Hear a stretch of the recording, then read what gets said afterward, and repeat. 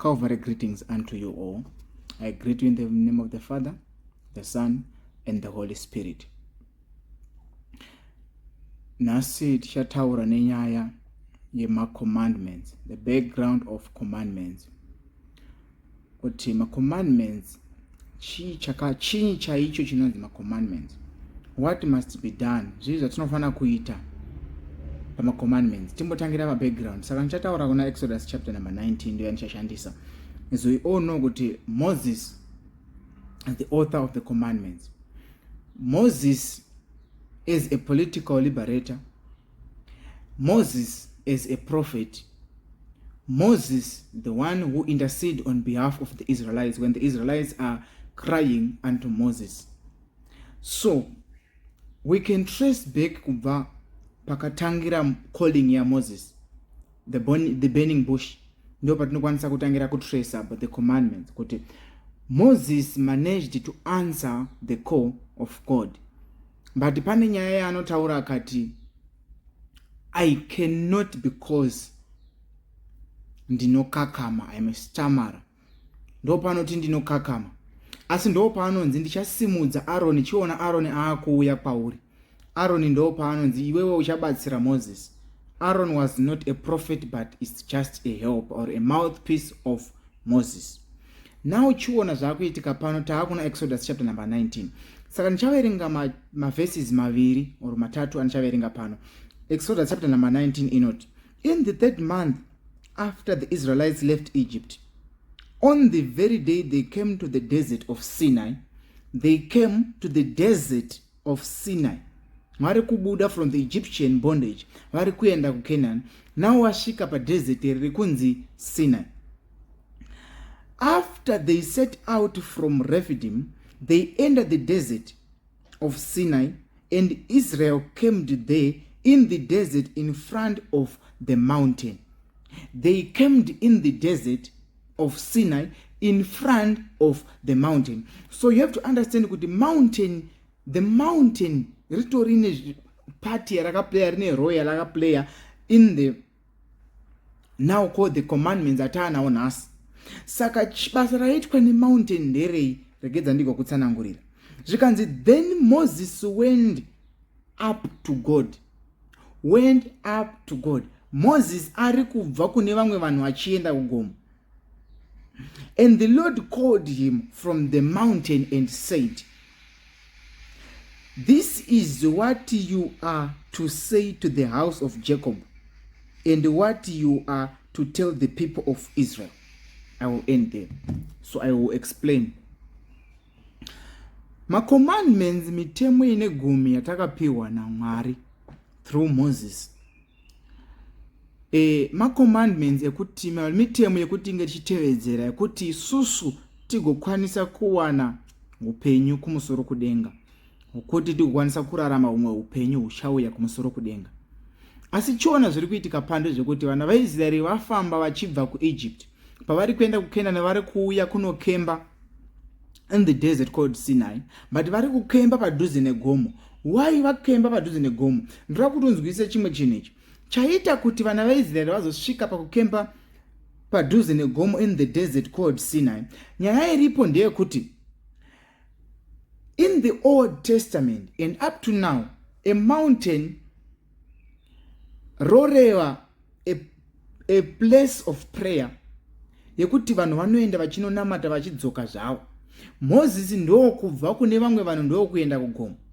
Why Moses ari kubva kune vamwe vanhu? Nekuti pane dzimweni nguva dzakuti unofana kubva pane vamwe vanhu wombozviremove from noisy environment, womboenda to a peaceful environment for God to speak unto you.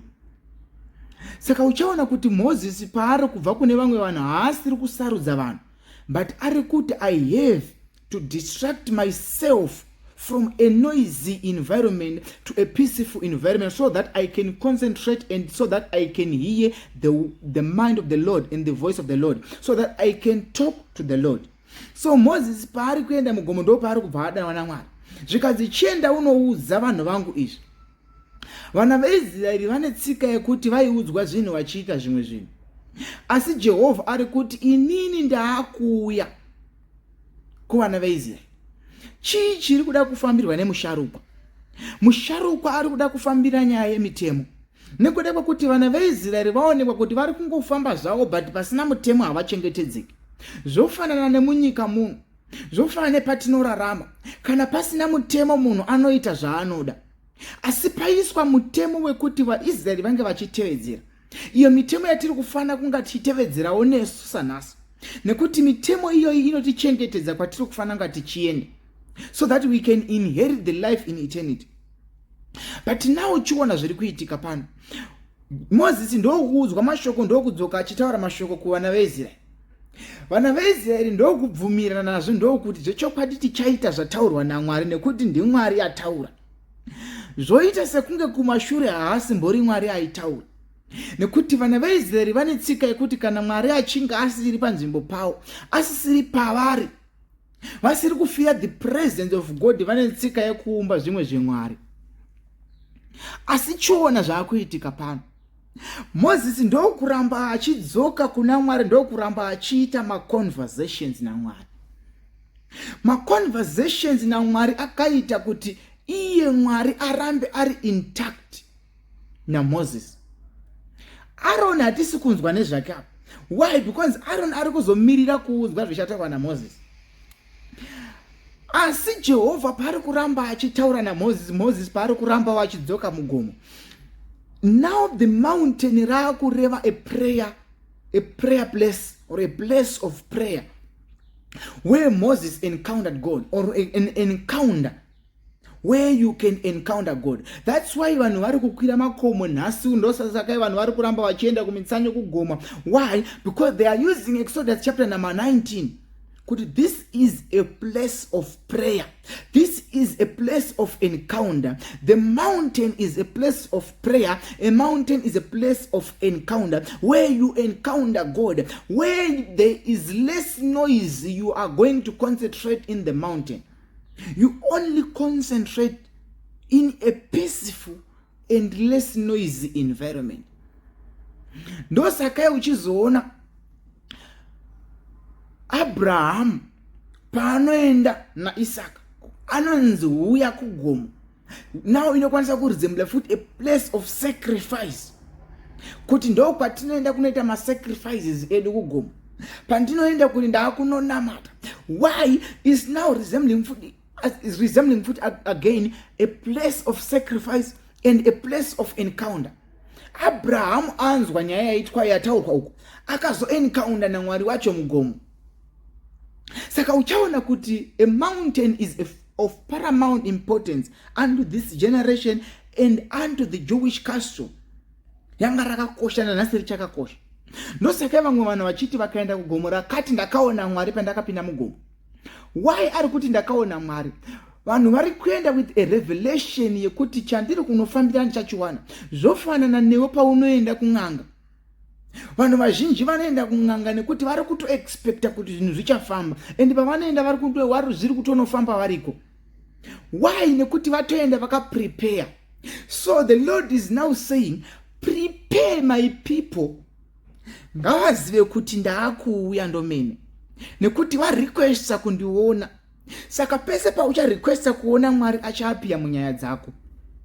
Asi chiona paari kuapia Mwari pane zvichazoitika, asi ndotomboona nyaya iri pano zviri kunzi ngavano prepare. So if you want to encounter God, you have to prepare yourself. If you want to be used by God, you have to prepare yourself. If you want to be used by God, you have to make decisions on your own. If you want to be used by God, you have to be the one who can distract himself from the noise environment and go to the peaceful environment where God is going to speak with you. So decision yaitwa naMoses yakuita kuti panga paine a conversation or a relationship iri kuramba ichifamba. Asi chiona zvaakuchichitika pano, zvataurwa vana veIsraeri vabvumirana kuzvechokwadi tinotenda Mwari ngawe. Zvakazoitika kuna Acts chapter number 2 ndo zvakaitika zvakare kuna Exodus chapter number 19.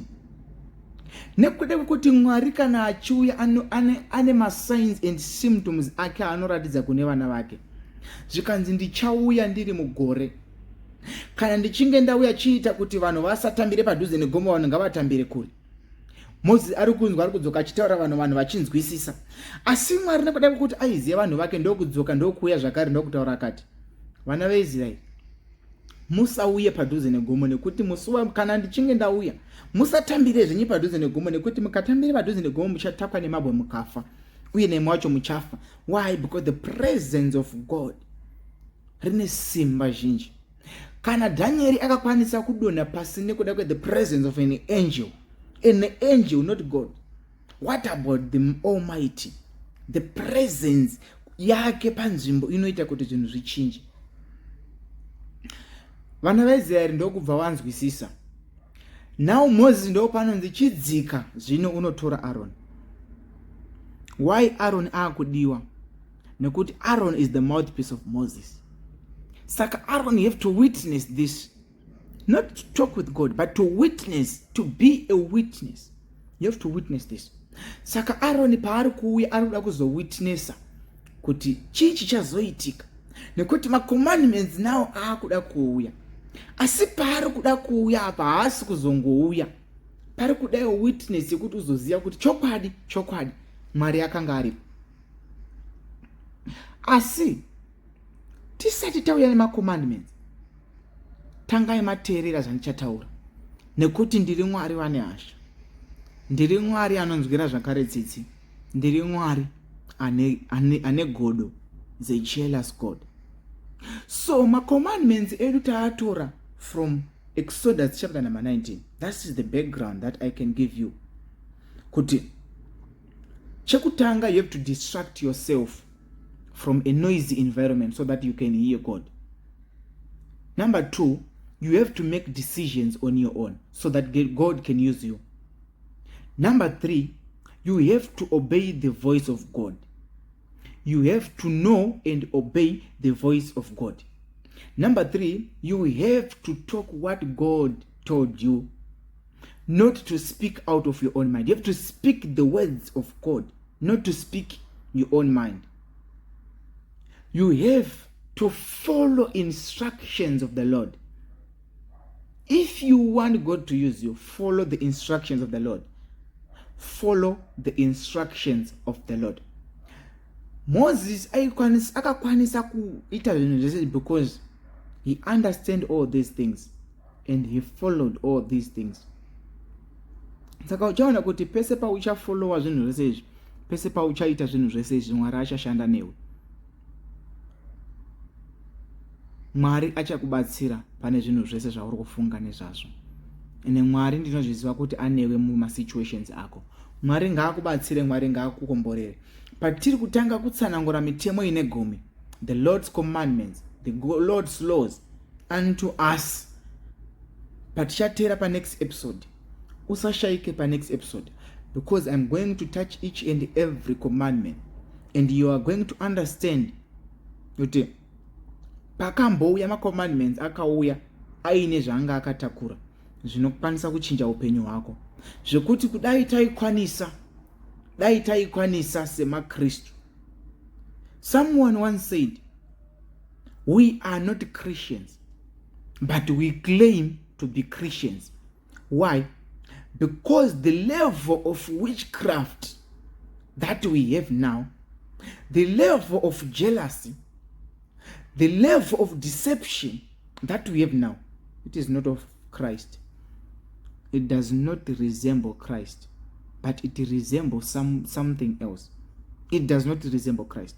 But I just want to let you know that the day will come where the Lord is going to be the judge of all judges. So I just want you to follow, try by all means to follow and adhere to the commandment. As we are going to teach these commandments, I hope you are going to be blessed, and I hope you are going to transform, or you are going to change your mind.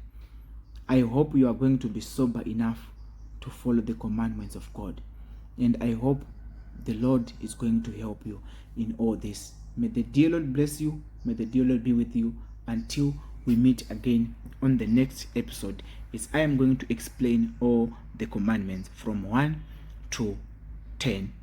May the deal be with you, and shalom.